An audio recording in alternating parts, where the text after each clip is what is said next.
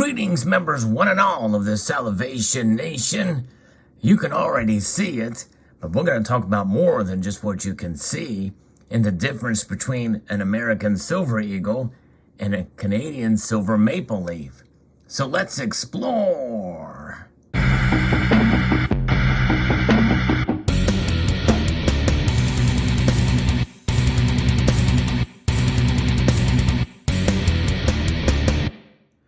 A lot of differences in these coins, but they are arguably the two most popular bullion coins in the world of any metal, of any sort. The American Silver Eagle takes the cake as being the top most popular silver bullion coin or bullion coin in the world, with millions upon millions of these minted every year. And the Canadian Maple Leaf is a close second, but nonetheless, well, I would say it's a distant second, actually, but I don't have the exact figures, but there's a lot of these that have been minted, and we're going to talk a little bit about the differences between these two, and really the beginning is when they first came into the market. The American Silver Eagle came into the market in 1986 from legislation passed in 1985, and the Canadian Maple Leaf in silver came in 1988, following the success of the gold maple leaf program that began in 1979, if I'm not mistaken. Nonetheless, we can see out of the get-go the differences between these coins, even though the Royal Canadian Mint silver version came out a little bit later than the United States did, and they did things very differently in their coins. Yes, indeed. They have obviously the image of the Queen, which changes every time there is an effigy change, which was not very often for the Royal Canadian Mint. They didn't change their effigies as quickly as it was in the United Kingdom and in other countries. But nonetheless, that design changed. There's not been any changes at all in the American Silver Eagle, save for some slight variations over the years, except for in 2021, we saw the design change to another eagle on the reverse. But that is something that does not happen too often at all. So those are the obvious changes that you can see on the designs themselves. But the other obvious change is the diameter of these coins. This is 40.6 millimeters, and this is 38 millimeters. And the Royal Canadian Mint, when they came out with their smaller diameter, more thicker bullion coin, it really changed things. And it being the second most popular bullion coin, there's no other bullion coin that has this smaller diameter, save for the Mexican Libertad that was minted from 1982 to about 1996 or 7. And that was a smaller diameter piece, but that is what sets them apart, is their different diameter than what the United States Mint has done. There's not very many bullion coins that have this large of a diameter. They typically are around 38 point some odd 0.6 or 7 or 8, very close to 39 millimeter. But 39 millimeter is the diameter of most privately issued bullion rounds. So they want to kind of distinct themselves from that. And so they create this wide diameter piece. So those are the biggest visual differences. And as you can see, when you look at the side here, they look to be the same thickness, but in reality, overall, the Royal Canadian Maple Leaf is thicker. The United States Mint has a bit of a higher relief and a higher rim, and because of that, that does cause a bit of to make it appear like it's thicker, but in reality is a thinner piece overall. It's a very interesting difference between those two. Now, what you can't see is the purity. The purity of these metals is very, very different. The American Eagle does not actually have the purity listed on the coin. It has that it is 1 ounce fine silver. Now, the term fine silver is defined as being pure silver, and it is typically that would be 3/9 fine. Technically, this is 0.9993 fine silver, but for all intents and purposes, when it's rounded down, it is 3 nines fine silver. And so that is the purity that you see for this coin. And by the way, just as an aside note, when you flip it up and down, that's known as a coin turn. And even though the Royal Canadian Mint is definitely a coin, it has a metal turn, which means you flip it this way to see the design on the other side. The side with the queen on it is always the obverse. And as we move forward, the design with the monarch on it, whoever that monarch is, now it will be King Charles the Third, and that will always be the obverse. But the purity of this coin, as you can see here, is noted there. It is fine silver, but it is 4 nines fine silver. And that is a remarkable thing. The Royal Canadian Mint is known for their purity, for their silver and gold products, and they set the standard, essentially. The United States Mint has not changed their standard of pure silver since the American Eagle program was introduced. It's always been 3 nines, or in this case, technically 3 nines and a 3. And there you have it. Now, obviously, silver, being what it is a metal that is unique and that it does react to the environment in unique ways, and it depends on how it's treated, how the blanks are treated. Now, in this particular case, we don't see it quite as often, but they are there. This particular coin, this Silver Eagle, has, as a joke, a milk spot privy that you can see blaring at you right there, right in front of your very eyes, the milk spot privy.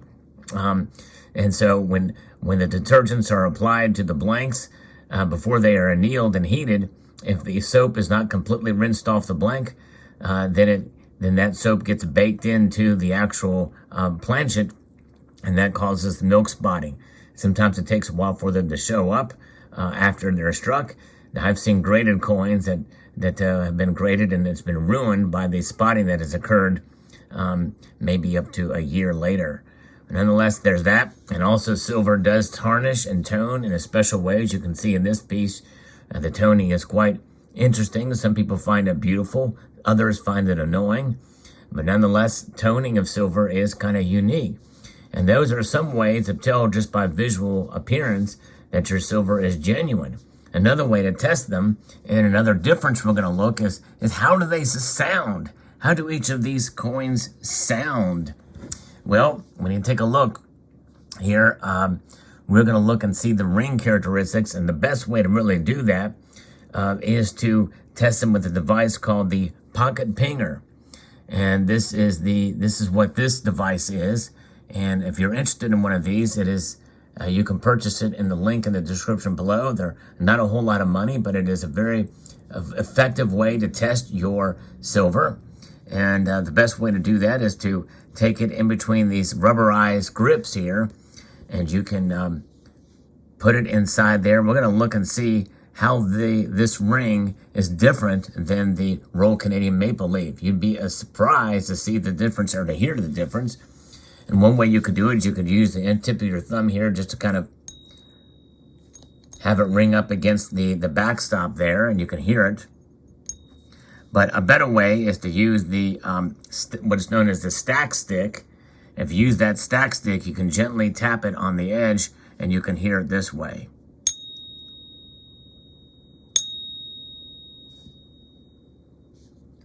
And the key is here to really get that ring is to try to center it as best as possible and really push down on that grip, and you can hear it.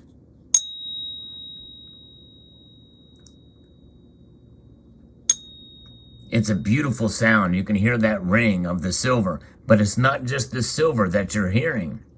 You are hearing the other metals that are in there as well, mostly copper as the balance of the other metal. So now let's took this 4 nines pure silver, thicker and smaller diameter maple leaf. We're going to try to get it on there centered as possible, and we're going to use the stack stick to strike it here. Let's see how that sounds in comparison.